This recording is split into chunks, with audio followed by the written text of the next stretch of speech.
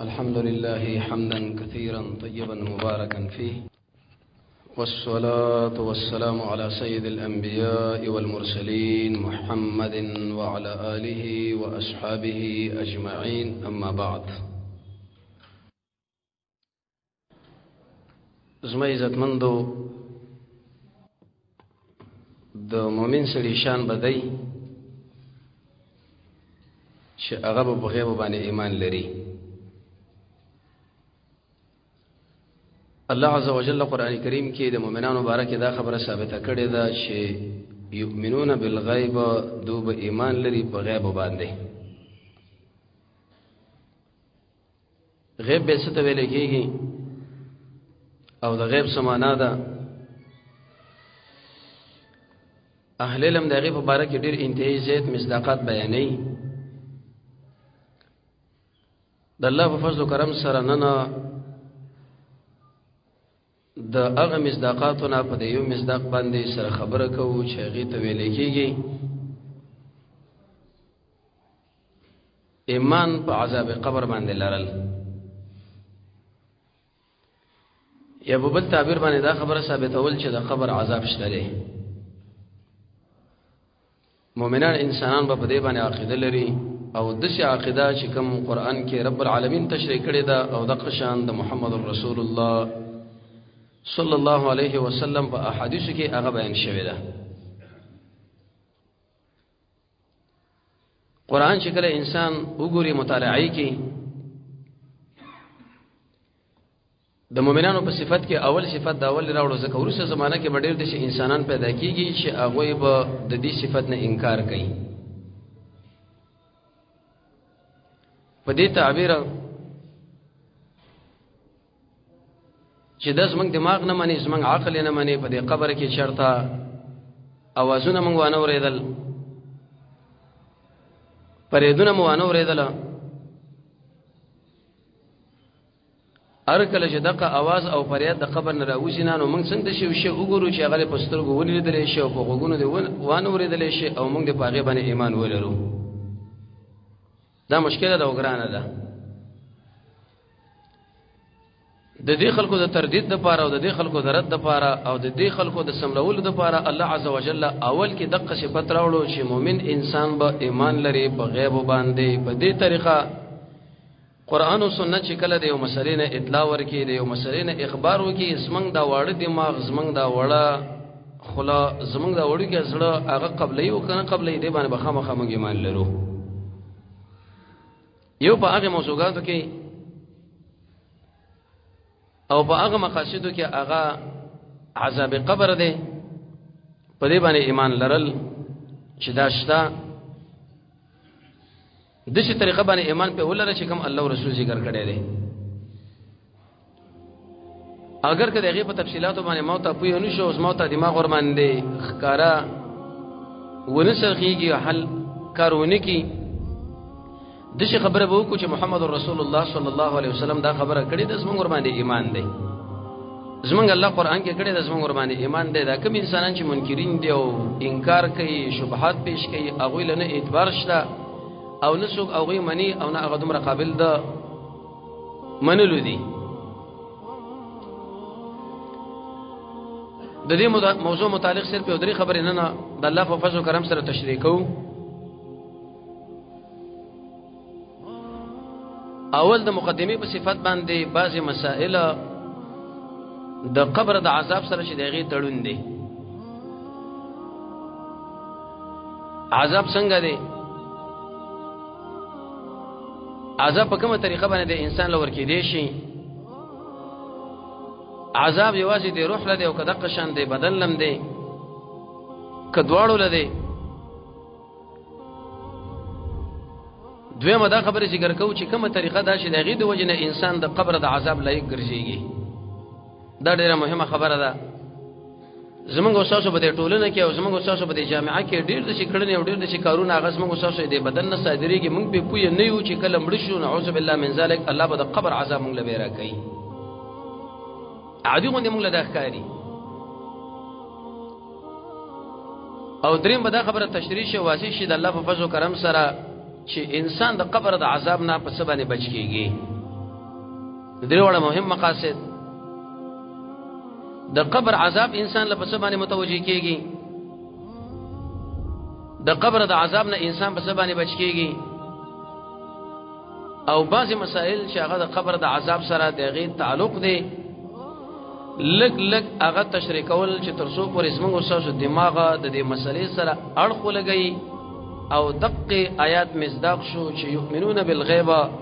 مؤمنان انسانان په غیب باندې ایمان لري. یو شی باندې دوی سترګو لیدل نه، وګونو باورېدل نه، لیکن الله رسول او صحابه ورته دا خبره کړې ده، دوی ورته ویل چې لبیک په دواړو سترګو باندې زدا خبره مانم.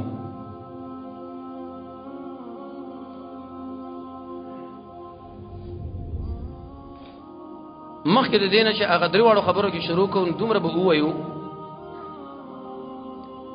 چې جناب نبی کریم علیه الصلاۃ والسلام د قبر د عذاب په اړه کې دغه تذکرہ کړې د زموږ قرباني ایمان دی. ورسته زمانہ کې یو وسو کوم انسانان چې دا خبره کوي چې رسمن دماغ نه باندې موږ له احوال نه دی راغلي، اغیله ادبار نشتا. خارج کې دې مثال دا دی لکه دوه کسان خوا په خوا باندې ودی ولې دی، یو سړی چې دی هغه د خوب کې ډیر انتهایی سخت پریشانی کې واقع دی، ګډوډي ده، مصیبتونه دي، آفتونه دي، په بل تعبیر باندې بلاګانې دي، د دشمن د خوانه په دوی باندې بمبار دي، وجلي. هغه ملګری چې هغه سره په دی خوا کې پروت دی هغه دی جریان نه خبر نه دی، لیکن دا شی ثابت دی. کله انسان دې مرتبه له ورشي چې د خوب راوچي شي دا ټول بدن دغه خلا خلای، ټول جامع خلا خلای، نو دغه خلا مخکې یو سبب غواړي چې غیله ویل کېږي هغه دهشت، هغه وحشت چې د انسان په دی خوب کې ګډوډ کړي دی، دلې پریشانی ور کړي ده. اوس جانب مقابل دی خوا کې چې کوم ملګری دی هغه په پوهه نه دی، لیکن شیخ واقع نفس الامر کې ثابت دی. دا غزمن عقل منی نقل منی دواړه تسلیمي. مقدمه کې اول دا خبره ذکر کوو چې بعضی انسانانو لمرګ ناڅاپي راځي، غیر اختیاري په یوځای کې ناس را پریوزي، مجلس کې خبره کوي اس طرح وګرځيږي، مجلس کې خبره کوي قراري د اثر کې دي، او په دې وخت کې دله د مرګ راشي. نو آیا دغه مرګ د خیر مرګ دی او کدا د شر؟ په بل تعبیر باندې دا امر چې د انسان له متوجي شونه آیا دا وس عذاب دی او کدا قشان د رب العالمین د خوانه رحمت دی؟ خلک وی پلانې سره چې ویغان صاحب مرش دغه دوه قسمه خبرې دي. یو قسم د شي دي چې د قناصافي مرګ دغه انسان له متوجي شي د انسان کافر دی، نو دل به دا مصیبت ته وجدا ده. محدثین دا خبره ذکر کوي چې دومره مقدله پیدا نشو چې د به کې توبه استلې وي، رب العالمین له انقیاد کړي وي، الله رب العزت له رجوع کړي وي، ترڅو پوری چې دغه په تکل باندې دار روانيږي مخ کې تر مخ کې ملائک را لو د باندې دا اورمیګ مات کې وسړې مړ کی ختم کې لری کی. ولی په بل طرف باندې به امام بهقی رحمه الله هغه روایت ذکر کړي دی. حاصل دا غدر روایت دا دی چې د مؤمن انسان د پاره د قشا مرګ راتله دا به رب العالمین د خوانه رحمت تندې باندې شرف خلقون دراله، او دې خلی په نتیجه کې اېده د روح قبض کړي شو، رب العالمین د دربار په طرف باندې ور روان شو. نو د کافر انسان د پاره ناصافي مرګ مصیبت راغی، د مؤمن انسان د پاره ناصافي مرګ چې د رب العالمین د خوانه رحمت دی، انسان بدیل عقیده ساتي. امامنا وسيدنا امام بخاری رحمه الله د زمکه په سر باندې د رسول الله صلی الله علیه وسلم په امت کې یو لوی ولی، داغه د کتاب مبارک په اتفاق د ټولو مسلمانانو سره دا خبره ثابته ده چې د قران نو ورسته صحیح کتاب د زمکه په سر د مسلمانانو په نسبت باندې الجامع الصحیح د امام بخاری رحمه الله. شک شبهه په دې کې نه ده پکار، بلکې شاه ولی الله رحمه الله دا خبره حجت الله کې ذکر کړی دا اول جلد یو سلسلور د شمبر صفحه کې چې کله یو سړی دی او هغه د امام بخاری ګستاخی بیانوي، کمه بیانوي، ټیټه بیانوي، داغه د کتاب ګستاخی بیانوي، کمه بیانوي، وې تاسو په شی بدی خبره باندې چې دغه سړی د غیر مسلمان په دلار باندې د قدم شروع کی عقیدوي بدعتي دی. دا چې کله مړ کېږي نو مرګ بدله په دې طریقه باندې راځي چې د زندقیت په درجه کې ذکر مسلمانانو په نسبت باندې هغه کتاب چې د قران نو ورسره دویم کتاب دی الجامع الصحیح د امام بخاری او په هغه باندې ټک کول او په هغه باندې رد کول او دغه د اسپکه خلکو له بیانول نو اې د مبارک راځي وې د مرګ طریقه دا و چې د باندې کله بندیزونه ولګېدل هیڅوک مخالفت راتلو نه دا چې خپل ورتلو د یو ملګری او د خپلوان په طرف باندې اراده او تکل وکړو چې ورشمه زړه باندې پریشانی رااله ملګرو له ویل چې دا اسنه تاسو مالک کته کوي وی چې کله کته کې او کټ کې سملسو پرې تندې مبارک باندې خپل راغله او خپل روحي رب العالمین له وسپارلو نتیجه دارو وتلا ناصافي مرګ چې کله انسان له متوجي کېږي دغه انسان بر 2 درجو نه خالی نه یا به دا سړی مؤمن او یا به دغه شان د غیر مسلمي کچیرته دا سړی غیر مسلمي دغه لپاره بدعت تبعیدا دغه لپاره بدعت ارمانونه دي دغه لپاره بدعت مشکلات دي ولی په بل طرف باندې کچیرته دا سړی مؤمني حدیث شکم امام بحقی رحمه الله ذکر کړی دی دا د رب العالمین د خوانه دلا رحمت متوجه شو تقسیم شکل وشي به دي انسان باندې دغه اشکال او مصیبت ناراضي دویمه مسله دا چې د بعض انسانانو د ازل کدن ډیر انتهایی سختي وګدواله ور باندې راشي نظم په دې ټولنه کې د انسانانو د عقیده جوړه کړې ده چې د پلاني سړي د ازل کدن ډیر انتهایی زیات شوی دی ډیر سخت شوی دی دا دلیل له دې خبره باندې چې دا د رب العالمین سره په دښمنۍ کې واقع دی نه د رسول الله صلی الله علیه وسلم د ارشاداتو معلومیږي کله چې د انسان په ځنکدن کې سختی دله متوجه شوا دی انسان به کې دې شي په دې دنیا کې چرته ګناهونه کړي رب العالمین په دغه دنیا کې او په دغه ځنکدن کې دا شونه تلری کوي ختمي چې اغه دنیا له تاسو چې مسلمان رب العالمین خو له ودرېږي پاکي د ګنا نه د جناب نبی کریم علیه الصلاه والسلام ځنکدن دومره انتهایی زیات سخت عائشہ رضی الله عنها فرمایي چې د خوا کې ورته ما وبې خودلې وي هغه کې بده د الله مبارک کته کې او به ویل چې الا ان للموت سکرات خبردار دې مرد پر انتهایی دهشت ته د مرد پر انتهایی وحشت ته او به په خپل تندي مبارک او په دې مخ مبارک باندې هغه وبو راخلي نو ابي فرمایي عائشہ رضی الله تعالی عنها چې کوم یو انسان د مرګ مبارکي د څه خبره ذکر کوي چې د ځنکدن سخت دی او داد او داد د رسول الله صلی الله علیه وسلم د ځنکدن د سخوال نه په دی خو زو سره ودا خبره نه تسلیمو امام الانبیاء محمد رسول الله صلی الله علیه وسلم چې د ظریف په اندازه باندې هغه ګناه نه دا کړی سورې فتح کې دا خبره رب العالمین ذکر کړی د چې ستاره پر ما ګناهونه معاف کړی دي مخکې ورسته امام قرطبی رحمه الله په خپل تفسیر احکام القرآن کې لیکي چې دا جمله تعلیقیه ده اے پیغمبر استانه خو ګناه صادره شوی نه ده خو کې بل فرض او تقدیر ستانه شرط ګناه صادره شي رسول الله صلی الله علیه وسلم رب العالمین دا خبره وکړه چې زه هغه هم درته معاف کوم نو هر کله چې دومره اوچت امام دومره اوچت انسان جناب نبی کریم علیه الصلاه والسلام او داغه ځنکدن سختيږي نتیجه ته دارو وتلا چې کله د انسان په ځنکدن کې سخواله راغی دا په دلیل لري خبرې نه چې دا رب العالمین په دشمنی کې واقع شي دیو نظام په یول پکار دی د ارچا د سخت ځنکدن لته د شمو وایا چیرې په دې وخت کې د ګناه کړي دا نه د رسول الله صلی الله علیه وسلم ځنکدن ډیر انتهایی سخت حدیث کې ذکر راځي رسول الله صلی الله علیه وسلم فرمایي امتي امه مرحومه ډیر د واه حدیث دی دا حدیث کله انسان مخې لکېږي ځان له په هغه کتابچه کې ولګي چې کم د یاداش کتابچه ده د شپې او د ورځې وربانستان نظر پرې وځي رسول الله صلی الله علیه وسلم فرمایي چې امتي زما امت چې امتي مرحومه ده رب العالمین د جهنم د اغي دنیا عذابونه دوی له ور کوي هم دغه دنیا کې پریشانې نه دي مرزونه دي اپتونه دي مصیبتونه دي د ځنکدن سخت کېدل دي دا عمدله متوجي شي چې کله روحي اوته د بدن نه بس د جهنم او د سخت عذابونو نه بچو د جنت په طرف باندې بدار وایي دریمه خبره چې کله انسان مرشي اې د روح د هغه خپلوانو سره مخامخيږي چې کوم مخکلار دي او کنه راځي قول بده کې دار چې او حدیث کې راځي صاحب د مشکات هم دا حدیث ذکر کړی دی. رسول الله صلی الله علیه وسلم فرمایي چې کله یو نیک انسان مړ کیږي او داغه د روح داغه د بدن مبارک نه راوځي او ملائکه په ډیره معطره کپڑا کې تاو کی یو د احترام په خاطر دی بل ور کوي او هغه به بل ور کوي او هغه به بل الته چې کم د مؤمنانو ارواح دي هغه دومره انتهایی زیات خوشاله دي. رسول الله صلی الله علیه وسلم فرمایي لکه پتا څه کې یو کس غائب دی او خپل خاندان داغه په ملاقات باندې څومره انتهایی زیات خوشاله شو. سیدنا و امامنا بلال رضی الله تعالی عنه هغه وفات کیږي زنانه د سر له نصر واغه شاړي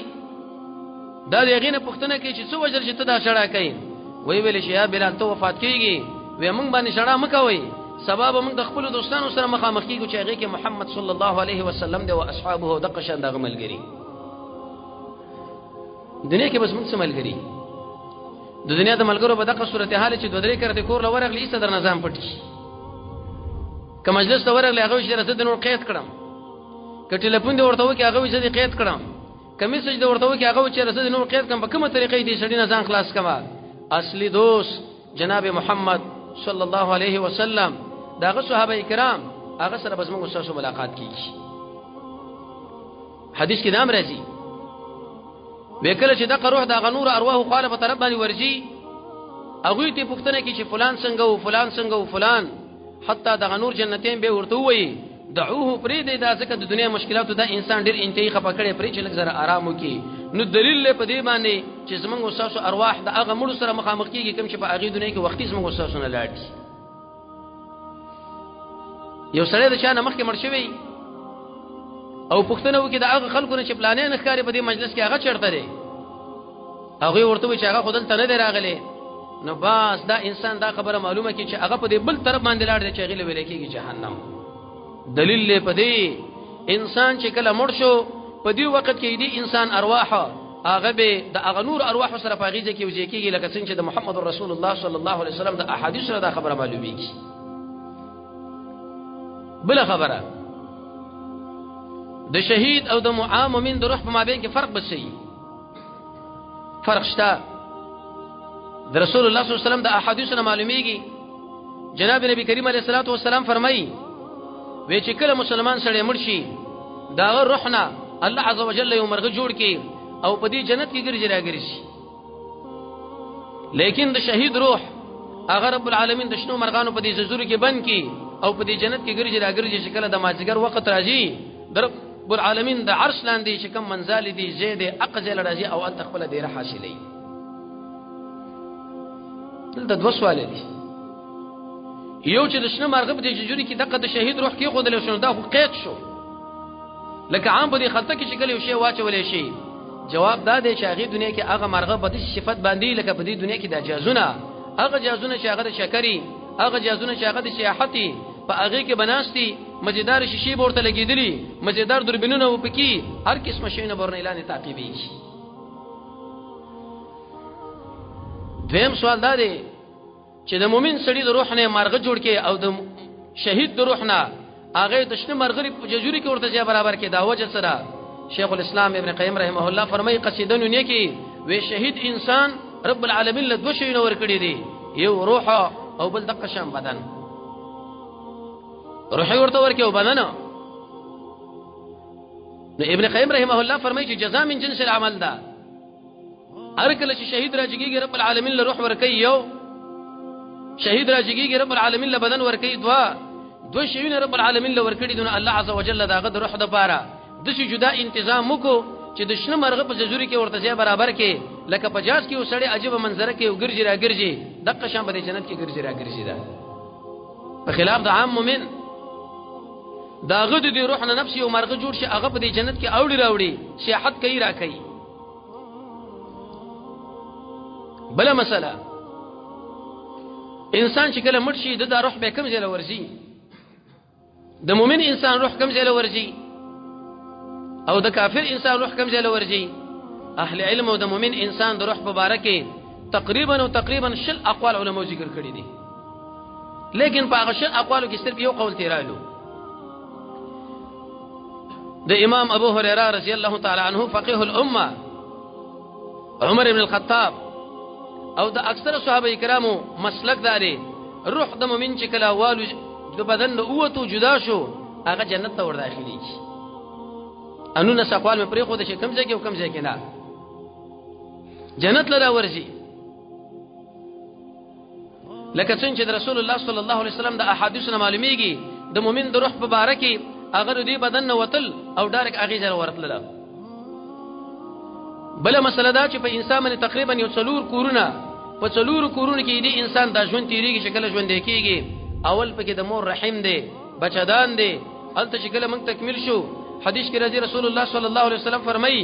الله عز وجل ملائکه راولېږي چې ادرو ژوند اذن یک بختی اده بدبختی اده هغه ځای د مرګ او رزق ولګي چې کوم ځای کې دی څنګه به په کومه طریقه باندې وي دا یو صورت حال دویم د انسان دا کور چې زمونږ استاد دغه دنیا لکه دا اوس چې په موږ تاسو ژوندۍ وګورئ دریم زمونږ استاد یو بل کور دی چې غلې به موږ وایو برزخه او څلورم زمونږ استاد یو بل کور دی چې هغه جنت لور داخلي دله نو دې څلور مراحل باندې د انسان دا مسله ورته ریدل اخر جنت ته به داخلي دله بل مسله ورسته برچ چې یو د قبر عذاب دی او یو زقته القبر ده زقته القبر دا من لکه یو سړی قوي سړی دی په غي کې ونی شي او زور غوندي در کی تعالی زقته القبر دا په هر انسان باندې راشي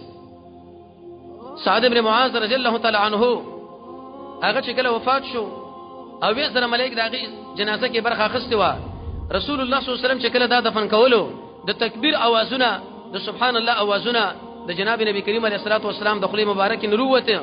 او وی ویل ک چرته انسان د قبر د زختین چرته نجات مند کولې نو سعد مند کړي وي لیکن دام پکې راغی حکمت پرې کې سره حکمت پرې کې دار چې هیڅ انسان نشه مگر داغه نه خامخا په دې سلوري چنټي ژوند کې کمې جته کېږي د دقي انتقام اخصلو د پاره اې دې جرم د ماف کېدلو د پاره یو دهشت یو غبرهات یو ورختې په انسان باندې راشي لکه د انفجار आवाज او چا د شي ویلې دي لیکن دا کول کمزورې دي چې موږ د اسمه کې نه پیدا شوی د اسمه کې موږ له دې د لکه مور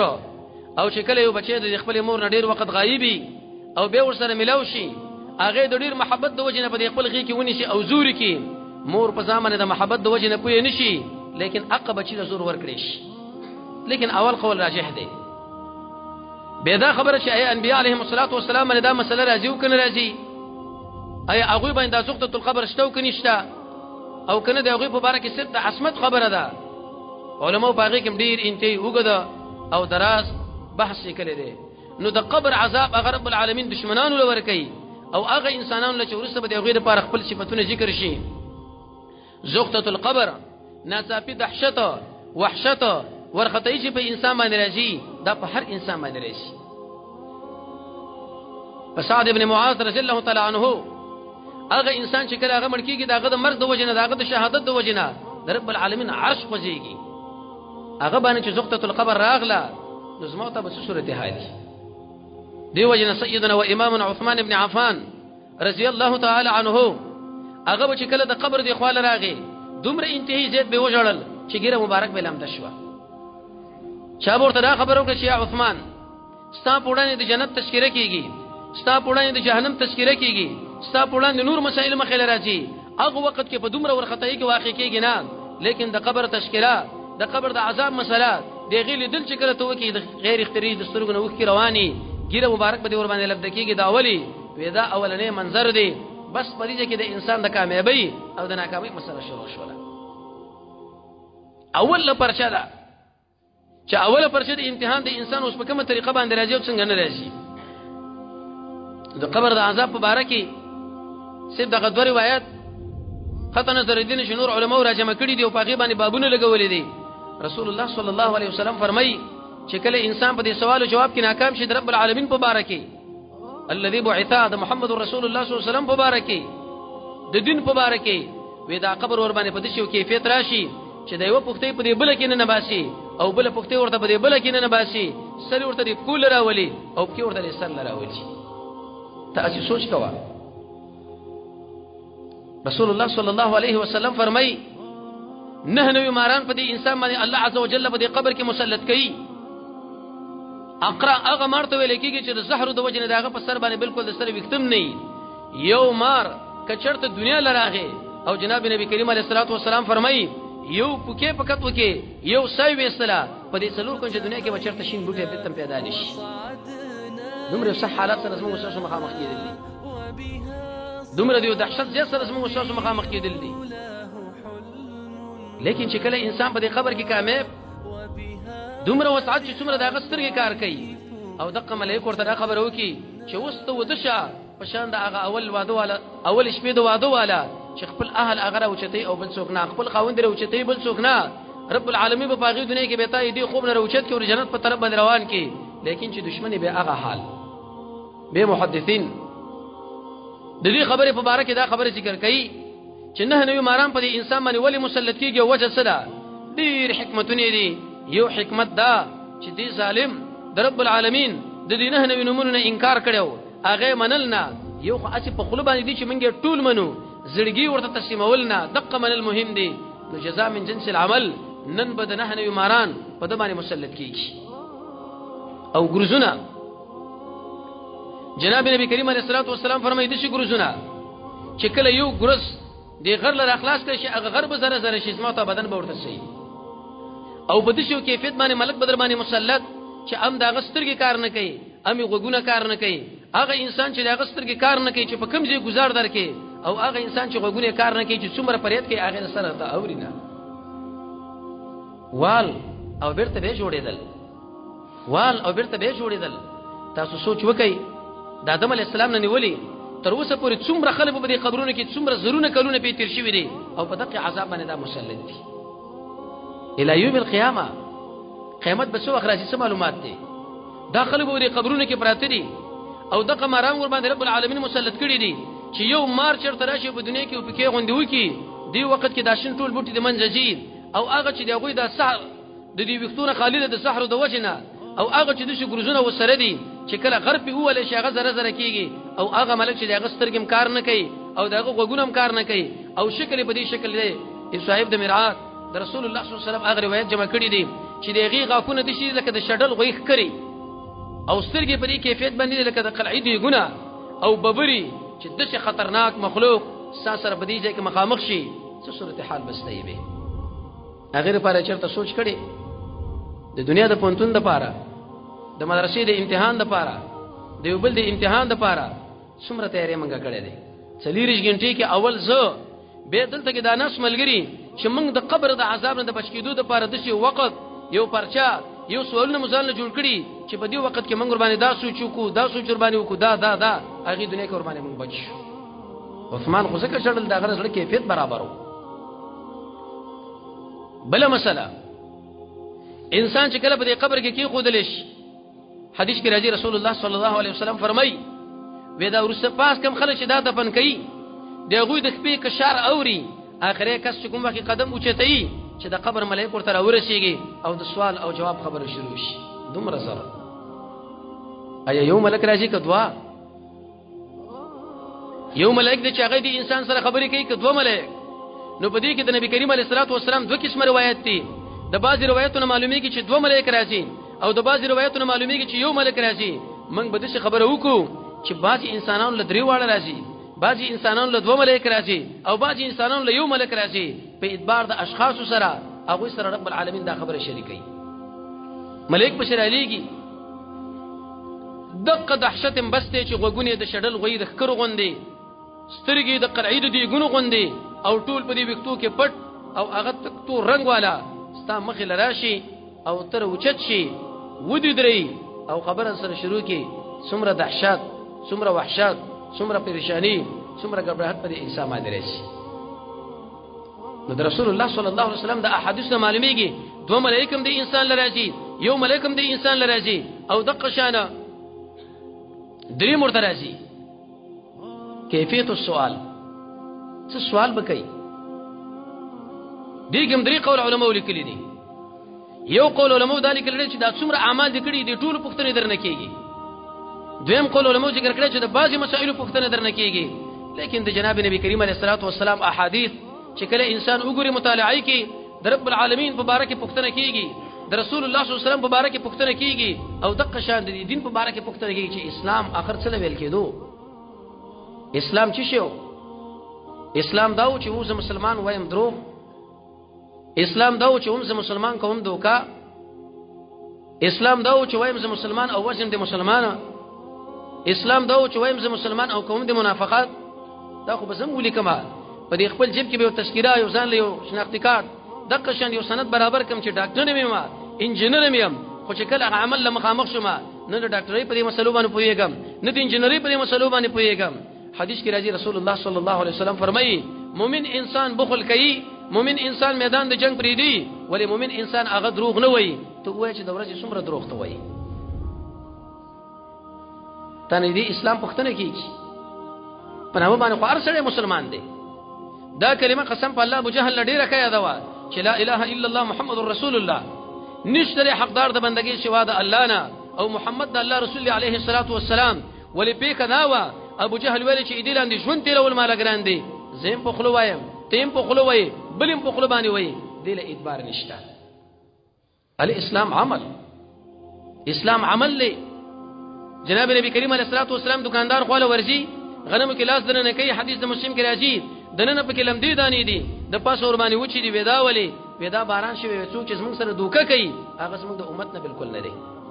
ته دکاندار کا کاله ورشي شاغت څومره وای قران کریم کې د دې دکاندار او د دې عالم په باره کې مستقل صورت نازل کې سوره متففین ویلن تبعید هغه دکاندار لچ په ډنډه کې کمی زیاته کوي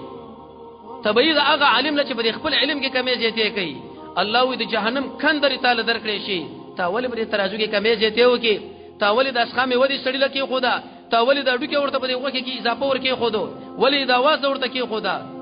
په کدا چې زې مسلمان زې مهاجی دې اسلام مبارک موږ پښتنه کې ملائک دوکه دې کړی دی نه دا کړی او د محمد رسول الله صلی الله علیه وسلم مبارک دې کې به درې قول علماء ذکر کړي خدای دوه مرجوح او ضعیف دي یو دا چې دغه قبر ورته راکار شي یا دغه جسد اقدس ورته راکار شي دا دواړه خبرې کمزوري دي حدیث د مسند احمد کې راځي صاحب د مشکات هم ذکر کړی دی الذي بعث فيكم هغه انسان چې هغه په تاسو کې را لګل شوی دی محمد مصطفی صلی الله علیه وسلم څوک هغه د دنیا فلمي اکټران موږ څنګه پیژنو په دنیا کې زیات مالداران موږ څنګه پیژنو چې د زمکه په سر باندې پلانین دومره مالداران دي داغه سرمایه موږ څنګه معلومه کړی چې دومره کروڑونه کربونه سنکات داغه چې د ډالر دي ریالونه دي لیکن د محمد رسول الله صلی الله علیه وسلم مبارک موږ معلومات نه لرو د جناب نبی کریم علیه السلام کاکاګان څومره و د جناب نبی کریم علیه السلام رضایمین دي څومره وي د جناب نبی کریم علیه السلام اولادونه څومره و د جناب نبی کریم علیه السلام بیبین څومره وي د جناب نبی کریم علیه السلام صحابه څومره و د جناب نبی کریم علیه السلام غزوات څومره و په احد کې څومره شهیدان په بدر کې څومره شهیدان په خندق او احزاب کې څومره شهیدان فتح د مکه کې څه صورت حال وشو حنین کې څه صورت حال وشو طائف کې څه صورت حال وشو به کدا چې محمدی مشکل الذي بعث فيكم دا کس په تاسو کې لګل شو د محمد په نامه باندې دا څوک دی دې د سکړه نه و ته تعالی څه ویلی و څه مطالبه درنه کړی دا ته څنګه پیژنې په کومه طریقه باندې پیژنې بل مسله سوال چې کله انسان نکیږي بری قبر کې آیا دا د ملاسته په حال کدا د ولاړ په حال کدا د ناسته په حال درې قول علماء ذکر کړي راجع قول دا چې د انسان بکینه د رسول الله صلی الله علیه وسلم د احادیث نه معلومیږي روح به د بدن کې بیرته ورواچول شي تر دې نسب اعلا پورې د نامنه پورته نور با مقشان جسد پرو دي لکه څنګه په دې قبر کې پروتو او دا پښتني به کیږي درت پښتنه کیږي د اسلام د دین پښتنه کیږي د قشان به تور مثال د رسول الله صلی الله علیه وسلم مبارک پښتنه کیږي زين له سوال لري ډیر انسانان دي چې هغه دریبونه ویوړل ډیر انسانان دي چې هغه مرغان وخواړه ډیر انسانان دي چې هغه عام حیوانات وخواړه ډیر انسانان دي په دې چې بمونو باندې والو زولې شو چې هغه وکه معلومه نشوي هغه له د قبر عذاب څنګه هغه سره به صورت حالي صاحب د مرعات هغه دا خبره ذکر کړي چې قبر په عرب کې دغه ټوپکی له ویل کېږي دا کوم چې موږ تاسو مړې دفن کو او مې پښت جوړ کو نور په واقع نفس الامر کې قبر سمانا د انسان بدن چې په کوم ځبانه پریوتو اندقه قبر دی برابر خبر ده کده دریب منځ دی برابر خبر ده کاغذ انفجار دی برابر خبر ده کاغذ حیوان خېټه ده کاغه ور کې سوځیدل لیکبل چې په کوم ځای د پرې وتل کېږي انداز د لپاره قبر دا بل عرفي قبر دی هر قبر نه مراد دا قبر نه دی دې مثال په خارج کې داري یو سړی دی داغه په دې معده کې داغه په دې کلمو کې دنه چنجري ډاکټر چې کله د دوی لیکي عقد دوی غیځل ورشي او هغه چنجي چې د زنکدن په حالات کې د پریشانی په حالات کې لیکن دا صاحب ورمانه کویږي نه دا کوم چې عام انسان دی نو د دې حیواناتو په دې بدنونو کې دې مایانو په دې خېټو کې دننه او د اسمه کې په دې مخ باندې چې کوم ځای کې موږ پریوتو قبر موږ باندې چا جوړ کې جوړ نه کې رب العالمین قادر دی چې موږ له سزا راکې او په کومه طریقې راکې او څنګه راکې چې رسول الله صلی الله علیه وسلم په احادیث کې ذکر شوی دی حدیث کې دا مرس بخاری کې یو حدیث دی بنی اسرائیل کې یو کس هغه ډېر رانه کو چې کله پوښتنه د سنکدن په حال کې دی بچی را جمع کړه او دا خبره ورته وکړه چې ای زما بچو زه چې کله مړ شوم په دې وخت کې زما دا قبر بدن تاسو راواله وې سوځوي ایری ځان سره وساتئ چې کله ډیر انتهایی تیز باد شونه په هغه باد کې والو زوي او څه درې کې وګرځوي د الله نه ډیر یریږم انسان چې کله مړ شي په کله چې رب العالمین دې ټول اجزا را جمع کړه ځکه رب العالمین نه چرته سړی بچ کیږي الله عز وجل ورته ویل چې ای زما بنده تا څنګه توصیه دې خپل بچو له وکړه چې